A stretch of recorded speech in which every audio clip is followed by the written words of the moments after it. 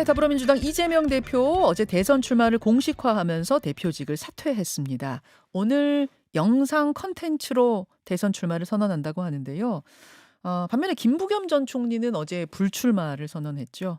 윤곽을 잡아가고 있는 민주당 대선 경선 이야기 나눠보고 한덕수 권한대행의 헌법재판관 지명에 대한 입장까지 이분과 이야기 나눠보겠습니다. 민주당 김윤덕 사무총장 연결돼 있습니다.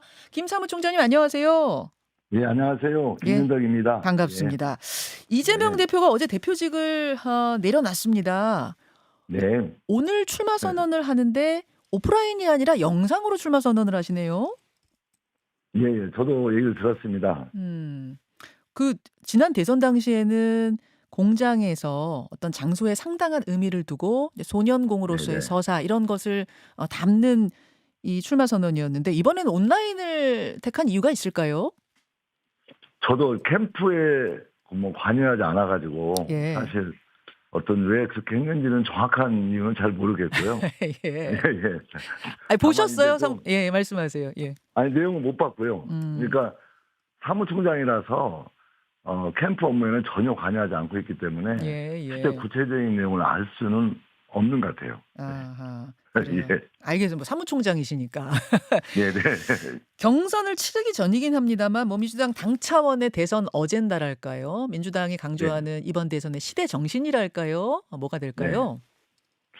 그러니까 이번에 저희가 음. 사실 내란 중실 뭐 이렇게 싸움에 집중했기 때문에 사실 어떤 대선에 관한 특별한 준비를 하지 못한 게 현실입니다. 음. 그래서 어떤 뭐 대선 어젠다에 대해서 뭐 준비를 하고 있거나 그런 건 좀 준비가 돼 있지 않고요, 현재로서는. 아마 이번 이제 저희 당의 예. 경선 과정에서 예. 후보들이 그런 걸 어떤 제기하고 논의하고 이런 음. 과정에서 좀 더 이제 구체화되지 않을까 싶은데요. 그래요. 오늘 네. 이재명 대표, 아니, 이제는 이제 전 대표가 되시네요. 이 전 대표가 출마 선언을 오늘 하면 김두관, 김동연, 이재명 이렇게 세 분이 됩니다. 네, 다만, 현재까지 출마를 이제 그렇죠. 의사를 확인하신 분들은 그렇죠. 그렇죠. 거기에 네, 이제 김부겸 전 총리하고 김영록 지사는 불출마를 결정을 했고, 네, 김경수 전 지사와 전재수 의원은 아직 공식 출마 선언을 안 한 상태인데, 네, 네. 김경수, 전재수 두 분 행보는 어떻게 알고 좀 계세요, 사무총장님? 그러니까 오늘 전재수 의원은 아침에 만났고요. 아, 우연히 그러셨어요? 예, 예, 우연히 만나서 예. 제가 이제 의견을 물었는데 고민 중이다. 조만간에 결정하겠다. 이렇게 얘기를 주셨고 아, 김경수 전 지사님도 저는 출마를 고려하고 있는 것으로 가까운 의원들에게 듣고는 있지만 현재 본인이 직접 출마 의사를 표현하거나 뭐 선언하는 건 아니기 때문에 당 차원에서는 좀 지켜보고 있는 과정입니다. 그렇군요. 전재수 의원 네. 오늘 아침 만나서 직접 들으신 거면은 그건 따끈따끈한 소식인데 아직 확정하신 네. 건 아니래요? 그렇죠. 전혀 어, 고민 중이에요. 그렇게 마지막 말이 이제 그랬습니다. 아직 고민 중이에요. 예, 알겠습니다. 예. 김경수, 전재수 두 분이 다 나온다고 해도 총 5명. 예, 예. 그렇습니다. 국민의힘에서는 지금 15명 넘게 나온다고 하잖아요. 예, 예. 예, 아마 3차 경선까지 치를 것 같은데 거기에 네. 비하면은 이게 좀 조용한 경선 되는 거 아니냐. 흥행 요소 네네. 면에서는 좀 부족한 거 아니냐. 이런 우려도 있던데 어떻게 보십니까? 그러니까 저희는 이번 대선이 예. 어떤 흥행보다는 좀 어려운 상황이기 때문에 국민들께 희망을 드리는 어떤 그런 미래 비전에 대해서 좀 진지하게 논의하고 또 해법을 모색하는 과정이다. 이렇게 좀 생각하고 있고요. 지난 뭐 윤 정권 집권 이후에 예. 뭐 경제도 그렇고 외교도 그렇고 상당히 뭐 심각한 국가적 위기 상황이라고 보고 있기 때문에 이를 타개하는데 우리가 어떻게 할 것이냐 좀 이런 어떤 논의하는 게 좀 더 이렇게 집중화된 그런 경선이 되지 않겠느냐 이렇게 생각하고 있죠. 저희들은. 흥행 요소는 좀 떨어질 수 있지만 정책 토론 위주의 경선을 치르겠다. 뭐 이런 사무총장으로서의 각오는 그러신 것 같아요. 예, 예. 또 시간이 너무 촉박하기 때문에 예. 사실 뭐 30일 거의 20 며칠 만에 그 선거를 끝내야 되잖아요. 예. 경선을. 예. 예. 알겠습니다. 근데 이제 비명계에서는 100% 네네. 완전 국민 경선, 다시 말해서 예, 민심 예. 100%로 하자 이런 요구들이 나와요. 예. 현행 룰은 당심 50, 민심 50 요런 식으로 세팅이 돼 있는데 뭐 네네. 국민적인 관심도 좀 북돋아 보고 여러 면에서 100% 국민 경선 이번엔 좀 해보면 어떻겠느냐. 어떻게 생각하십니까? 네. 그러니까 저희 당이 현재 그 경선 방식 당원에 명시되어 있는 안은요. 네. 국민 경선 방식은 모든 선거인이 1인 1표를 갖고 음. 다만 권리당원은 자동으로 선거인단에 포함이 되고 일반 당원들 또 국민들은 별도의 신청을 통해서 선거인단에 포함되는 방식입니다. 네네. 또 국민참여경선은 권리당원 50%또 일반 국민들 50% 해가지고 음. 에아스 조사나 이런 걸 통해서 이제 5대5로 반영하는 안이거든요. 예. 근데 지금까지 저희들이 경선을 치르면서 예. 사실 권리당원들에게 투표권을 주지 않은 적이 없습니다, 사실. 그러니까 저희 당의 권리당원이 약 120만 정도 되거든요. 네. 그래서 이 상당히 많은 이 권리당원들에게 또 장비를 적극적으로 내고 있는 이분들에게 어떤 당의 당직이라든가 또 공직 후보자 추천권을 아예 주지 않는다라고 하는 것 자체가 굉장한 부담으로 작용하기 때문에 아마 그 문제에 대해서 저희 특별당교 재정준비위원회에서 본격적인 오늘 아마 토론이 있을 거라고 저희는 보여지고요. 그런 좀 의견 수렴을 통해서 네. 결정되지 않겠느냐 그렇게 생각하고 있습니다. 아, 그러면은 그 지금 다른 주자들의 요구 100% 완전 국민 경선도 열어놓고 오늘 토론하시는 거예요? 일단 열려서 토론해야 되겠죠. 당연하게. 예. 어떤 한 부분에서 주장하고 있는 의견이라면 예. 저는 그 의견을 놓고 예. 토론은 진행돼야 된다고 생각합니다. 사무총장님 개인적으로는 어떻게 보세요? 저는 권리당원들에게 투표권을 주지 않는 것은 굉장히 당내에 그런 어떤 민주적인 문제 또 당원 주권 시대라고 저희 당이 해왔기 때문에 일단은 상당히 부정적으로 개인적으로 보고 있고요. 개인적으로는. 다만 좀 논의를 통해서 결정하면 좋겠다 이런 의견입니다. 알겠습니다. 민주당의 김윤덕 사무총장 지금 만나고 있습니다. 현안으로 넘어가 보죠. 한덕수 대통령 권한대행 대통령 네. 몫의 헌법재판관 후보자 2명을 지명했습니다. 이완규, 네. 함상훈. 근데 저는 조금 의아한 게 사실 이완규 법제처장은 윤석열 전 대통령 친구라는 게 잘 알려진 사실이잖아요. 예. 그래서 이분은 그 사실 하나만으로도 후보자로 지명했을 때 논란이 될 거라는 걸 한대행이 잘 알았을 텐데 왜 네. 굳이 그분을 택했을까? 요 부분 좀 짐작이 되십니까? 저는 이번 우리 국민들께서는 뭔가 윤석열 전 대통령의 입김이 들어가고 있다고 생각하고 있습니다. 그리고 사실 국민의힘과 교감을 나누었고 또 좀 더 심하게 생각한다면 윤석열 전 대통령이 뭔가 이 상황 노릇을 하고 있는 게 아니냐라고 하는 그런 어떤 의구심을 갖기에 충분한 상황이다 이렇게 생각하고 있습니다. 국민의힘과 교감했다. 이거는 모르겠습니다만 윤석열 전 대통령 이미 파면당한 윤 전 대통령과의 교감이 있었다고 보세요? 예, 저는 그런 의구심을 갖는 게 예. 저는 합리적 개연성이 있다고 생각하고 있고요. 어, 현재 이완규 법제처장은 예. 그 12월 3일 계엄 다음 날에 윤석열과 안가에서 회동을 한 정말 내란 공범이 아니냐라고 하는 그런 핵심 피의자 중에 한 사람이거든요. 그래서 이미 국수본에서 소환 조사를 받았고 또 입건되어서 수사 중에 있습니다. 또 계엄 직후에 휴대폰을 교체해서 뭔가 이렇게 증거 인멸을 하는 게 아니냐 이런 혐의까지 받고 있기 때문에 저는 이완규 법제처장을 임명했다는 것은 예. 윤석열 전 대통령의 친구이기도 하지만 예. 뭔가 이 내란 세력과 뭔가 매우 긴밀하게 교감이 있고 그 뒤에는 윤석열 전 대통령이 있을 거다. 그런 의심을 갖고 있는 거죠. 아하. 어제 이제 그 부분에 대해서 국회에 출석한 이완규 법제처장은 뭐 이런 답변들은 했습니다. 이 안가에서 그날 회의한 행안부 장관, 법제처장, 법무부 장관 또 민정수석은 계엄이 해제된 후에 이 사태를 어떻게 수습할 건가? 이게 무슨 일인지 그분들도 모르는 상황에서 벌어진 일이기 때문에 어떻게 수습할 건가를 위해서 모인 거지. 나는 이것으로 뭐 피의자 신분 기소당할 일은 전혀 없다고 생각한다. 이렇게 얘기를 했고 제가 이제 네네. 궁금한 건 요거예요. 윤 전 대통령과의 교감이라고 한다면 이미 파면당한 마당에 헌법재판관한테 뭐 도움받을 일이 있을까? 왜 윤 전 대통령이 여기다가 영향력을 행사하려고 했다면 이게 이유가 있는가? 좀 궁금하더라고요. 어떻게 보세요? 네, 저는 이 헌법재판소의 역할을 우리 국민 모두가 받지 않습니까? 음. 그랬을 때 예.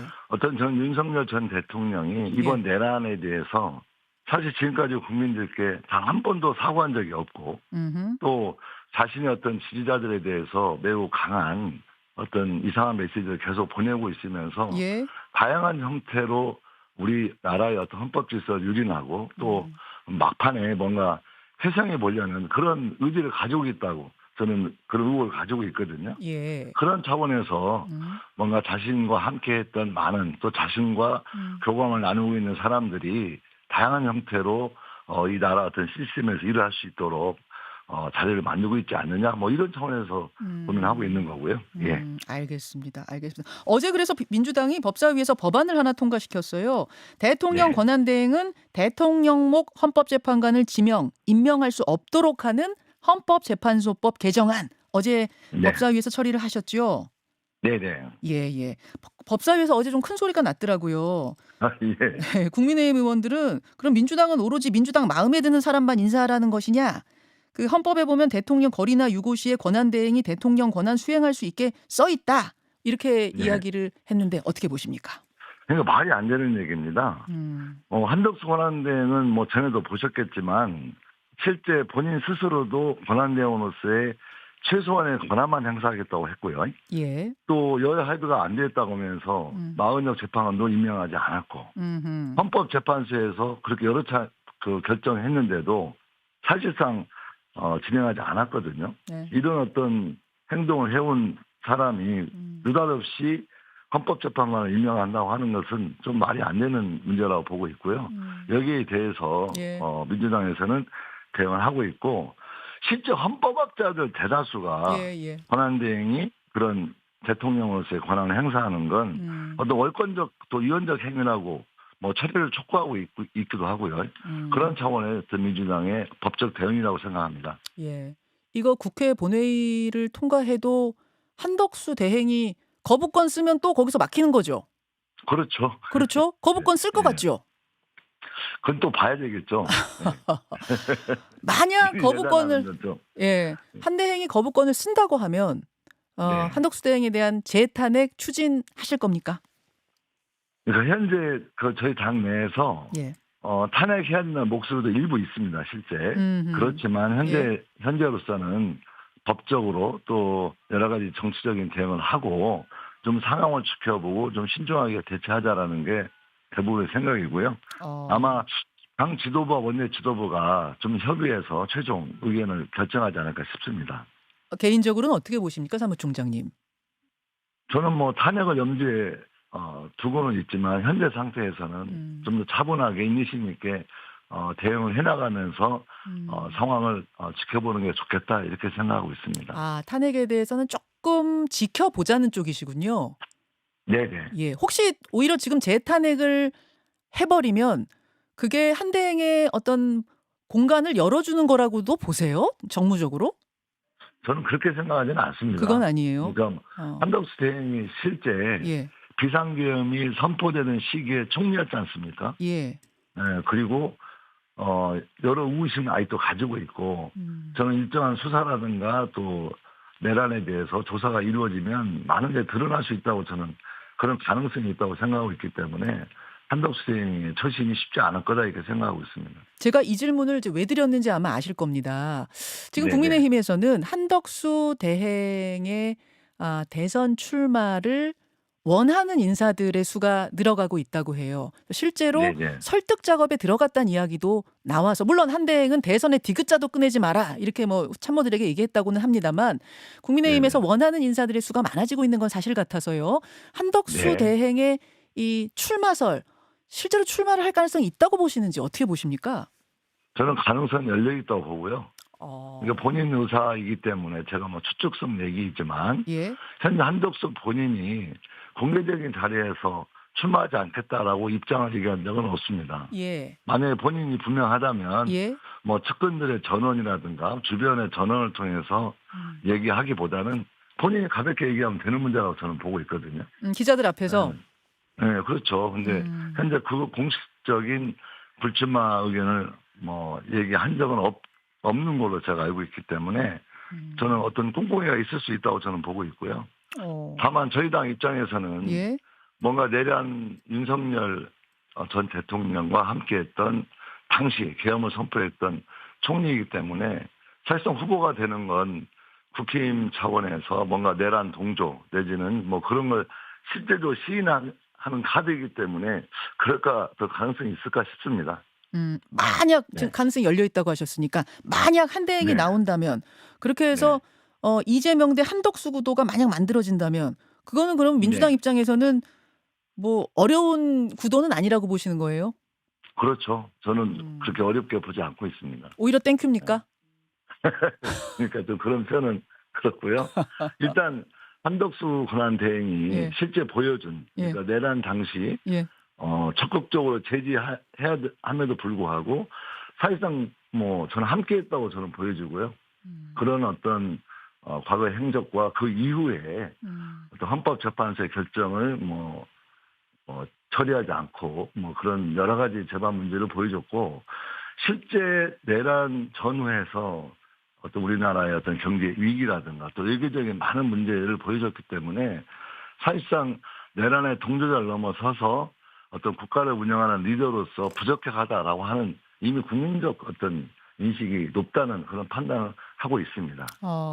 근데 어제 박수영 의원 SNS를 봐도 그렇고 이제 많은 국민의힘 의원들 한덕수 대행의 출마를 원하는 국민의힘 의원들은 한덕수 대행의 안정감 또 뭐 트럼프 대통령과의 이 통화에서 보여주는 뭐 영어도 굉장히 유려하게 잘하고 외교적으로도 출중하고 경제적으로도 잘 알고 이런 부분이 강점이 될 거다. 이재명 대표의 맞설 상대로 출중하다. 이렇게 보는 것 같은데요. 예. 본인들이 판단하는 건 판단하는 대로 해야 되겠죠. 제가 거기에 대해서 뭐 왈가왈부 할 건 아니고요.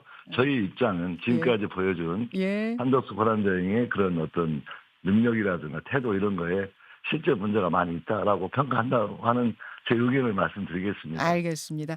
당 사무총장이 나오셨으니까 대선 정책 공약과 관련된 질문도 하나 드리겠습니다. 네. 세종시로의 수도 이전, 요거 검토 중인 카드인가요? 검토하고 있는 거라고 이해하면 될 것 같아요. 다만 이 문제에 대해서 어떤 구체적인 논의라든가 세부적인 내용이 아직은 없기 때문에 좀 제가 뭐라고 구체적으로 말씀드리기 뭐하지만 또 지난 12월부터 사실 저희 당은 거의 내란 종식과의 싸움을 제일 중요하게 생각하고 당력을 집중해 오면서 어떤 그 문제에 대한 구체적인 내용이 아직 많이 있다고 생각하지는 않습니다. 네. 그럼에도 불구하고 검토 중인 카드는 맞다 그 말씀이세요? 그렇죠. 일단 논의는 하고 그건 어떤 내용을 가져가야 된다. 좀 그런 내용을 보고 있는 건 맞고요. 다만 그런 구체적인 내용이 나와 있지 않은 조건에서 이걸 뭐 공약화하겠다, 정책화하겠다라고 하는 건 조금 빠르지 않은가 싶은데요. 사실 세종시로 수도 이전을 하겠다고 결정을 해도 이게 2달 안에 뚝딱 갈 수 있는 문제는 아니잖아요. 그렇죠. 그렇죠. 그래서 당장 대통령 집무실은 어디로 하느냐. 그러니까 민주당의 후보가 대선 대통령이 됐을 경우에 집무실은 어디로 하느냐. 이런 것도 좀 고민이 될 것 같아요. 만약 집권을 하면 용산으로 가는 건지 뭐 어떻게 보십니까? 근데 저희 당 입장에서는 아직 이제 대선이 시작도 안 했지 않습니까? 그렇다면 일단 그런 대통령 당선이 된 걸 전제로 어떤 고민을 얘기하는 건 너무 앞서간다고 생각하고 있고요. 그렇습니까? 일단 뭐 머릿속에서 뭐 고민을 많이 하고 있겠지만 좀 구체적인 그런 내용을 얘기하는 건 좀 시기 적절하지 않을까 싶은데요. 그렇게 보세요. 예. 사무총장님 개인적으로는 어떻게 보세요? 왜냐하면 제가 이걸 국민의힘 의원들한테는 질문을 안 드려요. 왜냐하면 국민의힘 의원들이 용산으로 가는 거는 자연스럽게 말씀을 하실 테니까. 근데 민주당 분들이 용산 집무실로 가는 거에 대해서 어떻게 보실까 좀 궁금해서요. 저희는 뭐 어디로 간다 안 간다 뭐 이런 건 중요한 본질이 아니라고 생각하고 있고요. 어쨌든 작은 거지만 어떤 국민의 세금이라든가 뭐 어쨌든 여러 형태의 결정을 하게 되면 뭐 비용이 많이 발생하게 되고 또 준비에 따른 에너지가 많이 쏟기 때문에 그런 것들 최소화하는 게 바람직하겠다. 뭐 여기는 안 가고 여기는 되고 뭐 여기 이런 식의 어떤 접근은 안 하고 있고요. 또 뭐 공식적으로 그런 논의를 또 뭐 개인적으로도 그런 논의를 한 적이 거의 없기 때문에 예. 투박하게 제 개인적으로는 좀 그런 문제, 그런 원칙에 입각해서 음흠. 고민하는 게 좋겠다. 그런 정도 생각하고 있습니다. 알겠습니다. 여기까지 오늘 말씀 네. 듣죠. 김인덕 사무총장님 고맙습니다. 예, 감사합니다. 김현정의 뉴스쇼는 시청자 여러분의 참여를 기다립니다. 구독과 좋아요, 댓글 잊지 않으셨죠? 알림 설정을 해두시면 평일 아침 7시 10분 실시간 라이브도 참여하실 수 있습니다.